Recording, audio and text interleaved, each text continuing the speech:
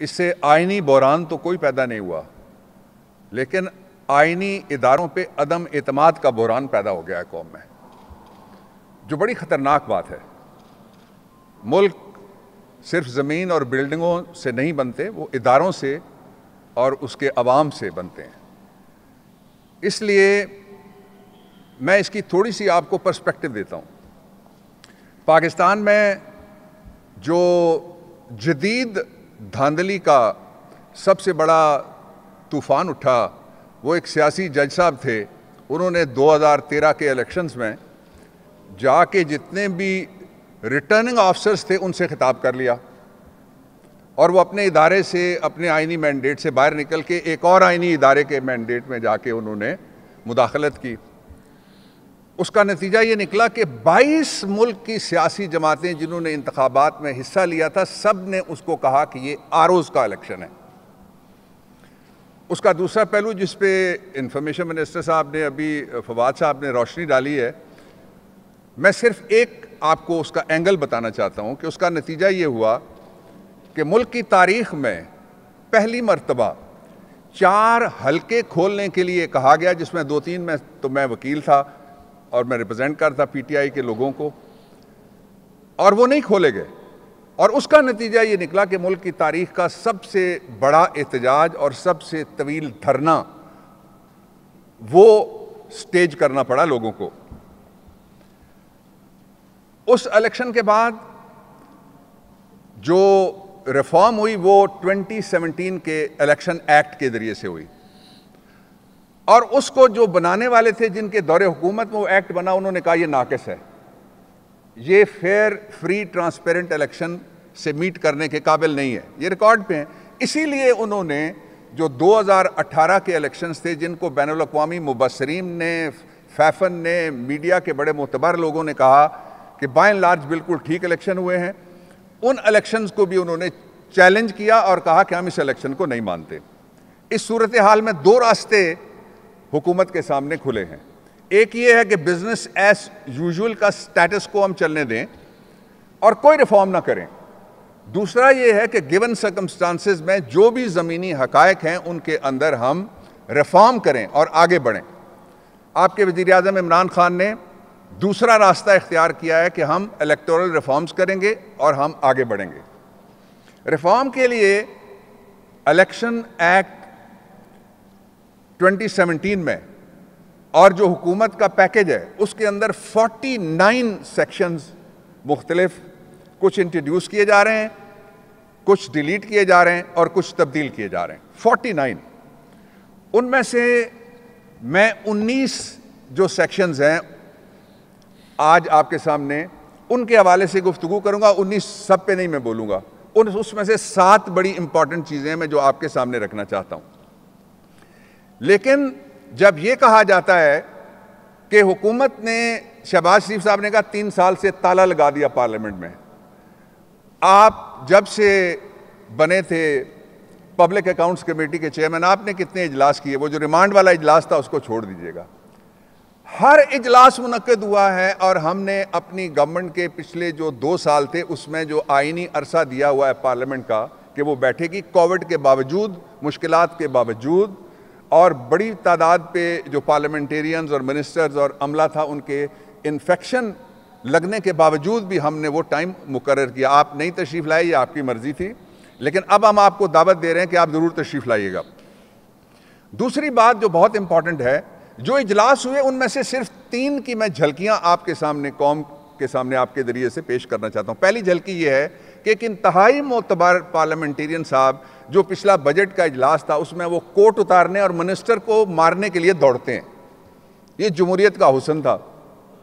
उसके बाद फिर वोट की जो इज्जत थी उसकी बहाली का जब मरहला आया तो एक साबिक प्राइम मिनिस्टर साहब वो गुस्से में आग से भरे हुए बोलते हुए चले गए और जाके उन्होंने स्पीकर को, जो कस्टोडियन है, कॉन्स्टिट्यूशनल ओथ है जिसकी, उसका माइक छीनने के लिए उन्होंने माइक उठा लिया। ये जमहूरियत का दूसरा हुस्न था। और तीसरा ये हुआ कि एक वज़ीर आज़म साहब खड़े होते हैं फ्लोर ऑफ द हाउस पे, ये दुनिया की तारीख का पहला जुमला है कि उन्होंने कहा मैं जूता मारना चाहता हूँ कस्टोडियन को, और उन्होंने कहा कि मैं जूता जब आप लोगों ने बाहर सवाल किया, उन्होंने कहा मैं तो उतार चुका था या मैं उतार रहा था और मैंने मारना था, आई मीन इट। हालांकि कुछ दिन पहले वो जूता उछालने वाले एक लड़के को मारने के लिए इसी पार्लियामेंट के बाहर दौड़ते हुए आप लोगों ने कैमरे में पकड़े। अब ये सीरियसनेस कहाँ है, ये आप फैसला कर सकते हैं।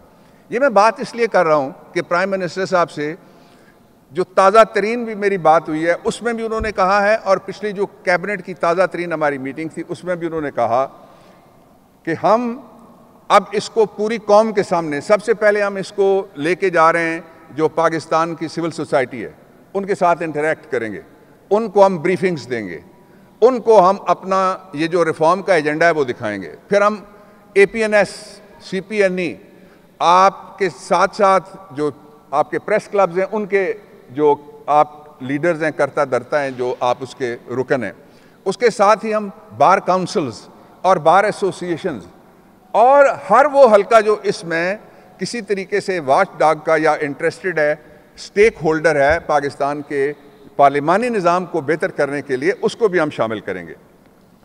मैं अब आपको 3 रिफॉर्म्स पहले बताता हूं जिनके बारे में सारी सियासी जमातों ने लिख के कई दफ़ा कहा और बोल के उससे ज़्यादा दफ़ा कहा। पहला रिफॉर्म है जो इलेक्शन के अंदर धांधली होती है, पाकिस्तान में धांधली हुई, कोई प्रूफ पेश नहीं कर सका, इल्जाम लगा, धांधली हुई। 2018, 19, 20 और आज 21 है, कोई एक वो केस जो आपने किसी ट्रिब्यूनल में फाइल किया वहीं जाके धांधली का सबूत आप देते, कोई सबूत आपके सामने नहीं आया, लेकिन नारे लग रहे हैं अभी तक कि धांधली हुई। इसी तरह का एक माहौल बनाने की कोशिश की प्रेसिडेंट ट्रंप ने अमेरिका के अंदर, और उन्होंने एक अदालती मुहिम भी चलाई और एक सड़कों पे भी मुहिम चल गई वहां। उसका नतीजा क्या निकला?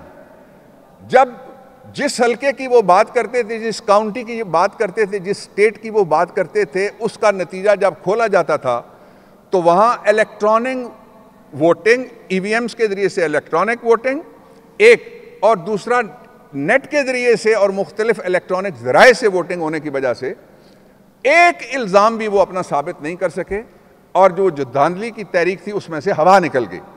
पाकिस्तान के पास 2 ऑप्शन है कि हम कभी अपने वोट पे एतबार ना पैदा होने दें और वोटिंग कराने वाले इदारों पे भी पैदा ना होने दें एतबार। दूसरा ऑप्शन यह है कि वो एतबार पैदा करने के लिए हम दरवाजे खोलें आईनी और कानूनी तरामीम का। तो जो प्राइम मिनिस्टर का विजन है उसके मुताबिक हमने जो इलेक्ट्रॉनिक वोटिंग है उनके इस्तेमाल के लिए इलेक्शंस में सेक्शन 103 उसको हम अमेंडमेंट कर रहे हैं। यह पहली बड़ी रिफॉर्म होगी पाकिस्तान की तारीख में। और इससे पहले आपको याद है कि जब कुछ जगह पे इलेक्शन कमीशन ऑफ पाकिस्तान ने इसको आजमाया भी था, और जो Lahore high court bar association, if I am not forgetting, तो उसका 4था साल है, वो इलेक्ट्रॉनिकली वोटिंग होती है, बड़े कॉन्टेस्ट होते हैं। जो पहला इलेक्शन था उसमें झगड़ा पैदा हुआ, रिकाउंट हुआ, अदालत में भी गया और वो सेटल हो गया, इसलिए कि उसके पीछे बैकअप था।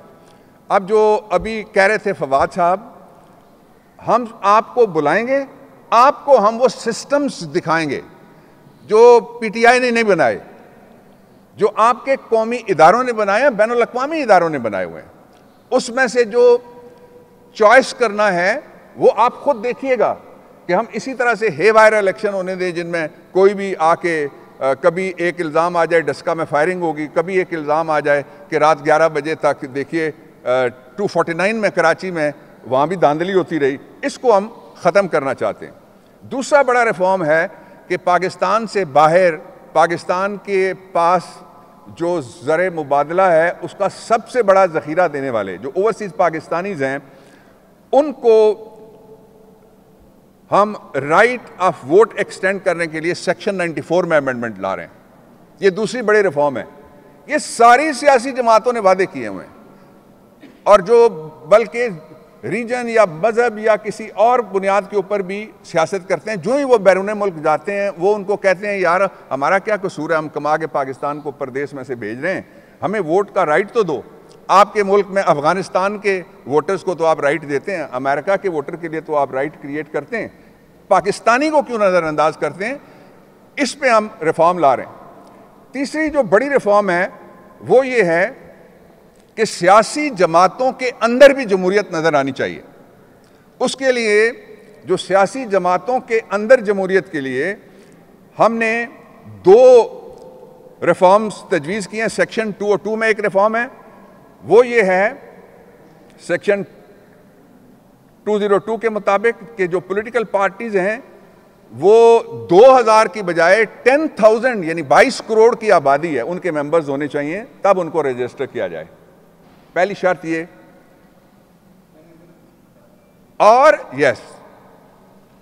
दूसरा, जो पॉलिटिकल पार्टीज हैं, ये सेक्शन नया इंट्रोड्यूस हम कर रहे हैं 213A, इसके मुताबिक उनको पाबंद किया जाएगा कि वो सियासी जमातें अपना सालाना कन्वेंशन मुनक्कद करें जिसमें लोग बोल सकें कि उस सियासी जमात की कारकर्दगी क्या है, अहदेदारों की कारकर्दगी क्या है, लीडरशिप का किबला किधर जा रहा है, दुरुस्त है या नहीं है। ये तीसरी रिफॉर्म थी। चौथी जो बड़ी इलेक्टरल रिफॉर्म है वो ये है कि जो पोलिंग स्टाफ के हवाले से हमेशा शिकायत उठती हैं, तो जो पोलिंग ऑफिसर्स या स्टाफ लगाया जाएगा, सेक्शन 15 में अमेंडमेंट करके हम ये प्रोविजन ला रहे हैं कि उसको चैलेंज कर सकेगा अगर किसी को कोई एतराज़ है। मिसाल के तौर पे असजद मल्ली चीखते रहे वहाँ जो आरओ थे उनके बारे में, लेकिन कुछ नहीं हो सका। मिफ्ता साहब भी चीख रहे हैं किसी एक ओहदेदार के बारे में और टेलीविजन पे बैठ के कह रहे हैं, लेकिन वो चेंज नहीं हो सका। आरओ के बारे में, वो भी आरओ के बारे में फवाद साहब बता रहे हैं। तो ये जो अपॉइंटमेंट ऑफ पोलिंग स्टाफ है, officers and staff, with in 15 days इस अपॉइंटमेंट को चैलेंज किया जा सकेगा। इसके अलावा जो अगली 5वीं है अमेंडमेंट, वो ये है कि लोगों ने जाली वोट बनाए हुए हैं। अब जो इलेक्ट्रॉनिक वोटिंग मशीन से सबसे ज्यादा वो डरेगा जिसने जाली वोट बनाए हुए हैं, सबसे ज्यादा वो डरेगा जिसने अपने मज़ारों के शनाख्ती कार्ड लेके उनके ऊपर उनको कोई 10-10 जगह वोटिंग के लिए उनका रास्ता खुला हुआ है, और सबसे ज्यादा वो डरेगा जो फर्जी वोटर्स पे यकीन रखता है, जो पर्ची को भी पलीद कर देता है, वो इससे सबसे ज्यादा डरेगा। लेकिन जो रिफॉर्म करना चाहता है, हालात को बेहतर करना चाहता है, वो इससे नहीं डरेगा। उसके लिए जो हमने सोचा है रास्ता वो ये है कि एक तो ये कि जो नादरा का रजिस्ट्रेशन का आईडी डेटा है, नादरा वाला, उसकी बुनियाद के ऊपर हम जो इलेक्टोरल रोल्स, इंतखाबी फहरिस्तें हैं, वो तैयार होनी चाहिए। बाकी सब जगह हम वो नादरा का डाटा मानते हैं। एहसास प्रोग्राम है पाकिस्तान का सबसे बड़ा प्रोग्राम जो गरीबों के डायरेक्टली उनको देता है शफाफ तरीके से पैसे।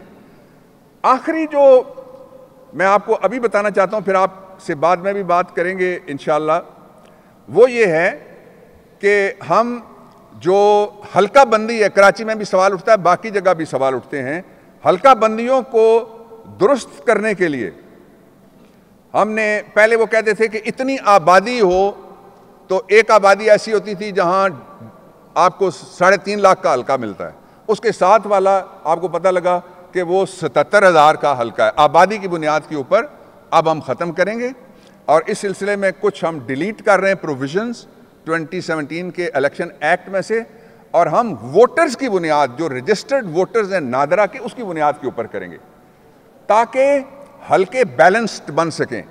और बहुत सारे इलाकों में जो आबादी के मुख्तलिफ हैं सेक्शंस जो शिकायत करते रहते हैं, तो मुझे अभी तक जो आपने सुना, इसमें से कोई ऐसी चीज़ नहीं है जो किसी एक सियासी पार्टी को फ़ायदा देती हो। 2 बातें और मैं करना चाहता हूँ आपसे।